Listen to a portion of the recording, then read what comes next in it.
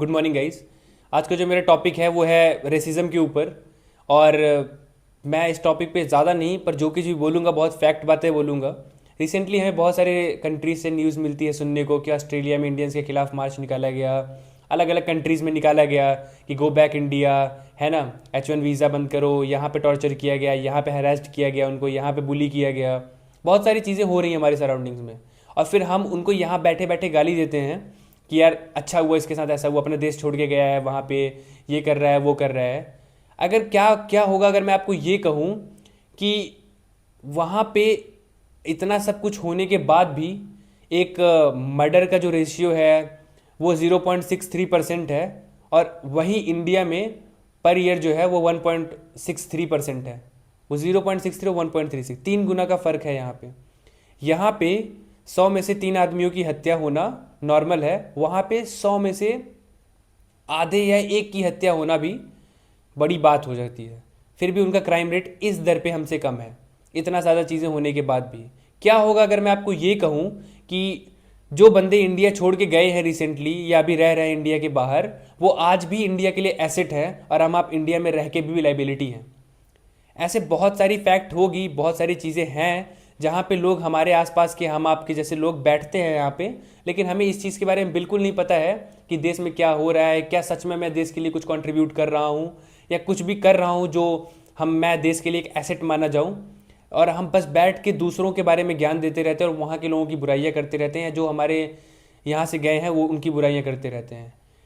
मैं बताऊं आपको, रिसेंट जितने भी बंदे गए हुए हैं या बाहर रह रहे हैं उनके द्वारा भारत की इकोनॉमी में 135 बिलियन डॉलर हर साल ऐड करी जाती है भारत की इकोनॉमी में, और वो एक बहुत बड़ा एसेट होता है भारत के लिए।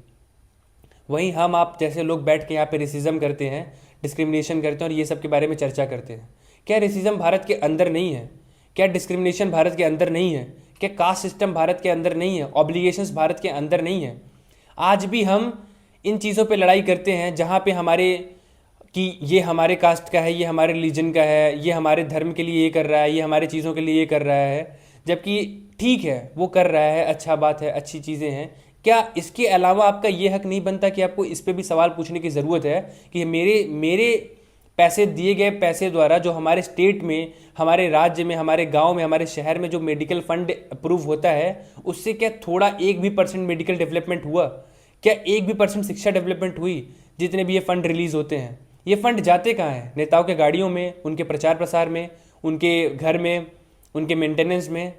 आम आदमी का पैसा आम आदमी के लिए नाम पे ही दोबारा लूटा जा रहा है। ऐसे कई दशकों से, वर्षों से चला आ रहा है।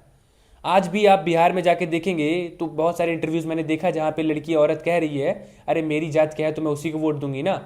जबकि उस औरत के घर में खाने को नहीं है। उसका बच्चा जिस स्कूल में जाता है उस स्कूल में पढ़ाई के नाम पे उनको गोली कंचे खेलने को दे दिया जाता है, खेलने को छोड़ दिया गया है। मैडम आपस में बैठ के चर्चा कर रही हैं, बात कर रही हैं। कब तक आपको ये समझने में इतना लगेगा? रेसिज्म की बात, रेसिज्म हमारे देश में, हमारे कंट्री में, हमारे शहर में आपस में होता है। आप एक अपने से अलग कलर का बंदा देख लो, आप उसको बोलोगे यार इसको देखो यार कैसा था। ठीक है, मजाक मस्ती अपनी जगह होती है, लेकिन आप जब दिल से रेसिज्म करते हो, यार इसकी आंखें छोटी हैं, वो देखो वो मोज आ रहा है, वो जरूर, तो उनको भी एक हर्ट होता है, इफेक्ट पड़ता है वो एक। तो आपको ये सोचने से बोलने से पहले बहुत ज़्यादा सोचने की ज़रूरत है कि हम जिस चीज़ के खिलाफ बोल रहे हैं क्या हम उसके लिए कुछ कर रहे हैं? क्या हम अपनी कंट्री के लिए, अपनी चीज़ों के लिए थोड़ी बहुत एसेट तैयार कर रहे हैं, बन रहे हैं?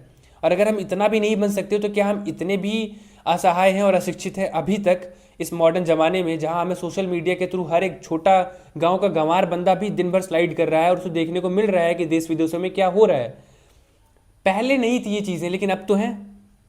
अब आप ये देखने के बाद भी इन चीज़ों पे हावी, इन चीज़ों को अपने ऊपर हावी होने दे रहे हो, तो किसकी गलती है? किस सरकार को आप ब्लेम करोगे? किस सरकार पे आप आरोप डालोगे? ये बहुत हम्बल रिक्वेस्ट और समझने की ज़रूरत है हम आप सभी को कि rather than blaming someone to blaming any government, we need to ask ourselves that are we really aware this much that we need to give our vote to this guy because this is gonna use it in a perfect way. Bihar चुनाव में ही देख लो आप, हर एक बंदा, ऐसे ऐसे लोगों को टिकट मिली है जिनका नाम लेने पे भी मुझे शर्म आती है, कि जिनको शिक्षा के बारे में, राजनीति के बारे में 1% भी ज्ञान नहीं है, और उन बंदों को टिकट मिला, वो क्या भला करेंगे भारत भारत का, बिहार का, या किसी भी राज्य का, किसी भी शहर का? क्या भला करेंगे वो? कुछ नहीं करेंगे, वो भी 5 साल वापस से यही करेंगे जैसे 25-30 साल चला रहा, और वापस से आके फिर आप उन्हीं चीज़ों पे वोट करोगे, कास्ट ऑब्लिगेशंस, डिस्क्रिमिनेशंस और इन सारी चीज़ों पे आप अशिक्षा, इन अशिक्षा, भूखमरी, सड़क, इंफ्रास्ट्रक्चर, हॉस्पिटल, मेडिकल, इन सब पे बात ना करके दोबारा उन्हीं चीज़ों पे वोट दोगे आप, क्योंकि आपको 1,000-500 रुपये किसी ने पीछे से पकड़ा दिया और उसके चक्कर में अपने 5 साल के बच्चों का भविष्य बर्बाद करोगे। मुझे बहुत शर्म आती है इन चीज़ों पे बोलने पे, बात करने पे, लेकिन मैं नहीं करूँगा तो कौन करेगा? If the youth of India will not talk today then who will? People are feel Shem.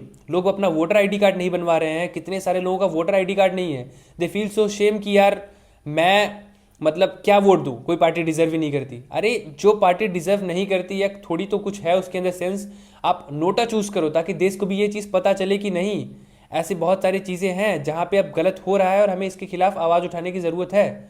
और आप नहीं करोगे तो कौन करेगा? इससे बैक ऑफ होने से कुछ नहीं होने वाला। बैक ऑफ होने से यहाँ पे तानाशाह वाली चीज़ें, सिस्टम शुरू हो जाएगा। तो बैक ऑफ होने की नीड नहीं है, हमें आपको समझने की नीड है कि हमें आपको इस पर काम करने की ज़रूरत है, अवेयर करने की ज़रूरत है और हमें बात करने की ज़रूरत है। तो इस चीज़ को समझिए और जानिए और अपनी राय भी कमेंट सेक्शन में शेयर करिए ताकि मैं समझ सकूं कि मैं कहाँ गलत हूं और आप कहाँ सही हैं। धन्यवाद वीडियो देखने के लिए। लाइक शेयर करिए और शेयर करिए इसको उन सभी व्यक्तियों के पास ताकि जिनको ये समझने की ज़रूरत है कि हमें अब जागरूक होने की आवश्यकता है। Thank you so much for watching guys, have a great day, thank you.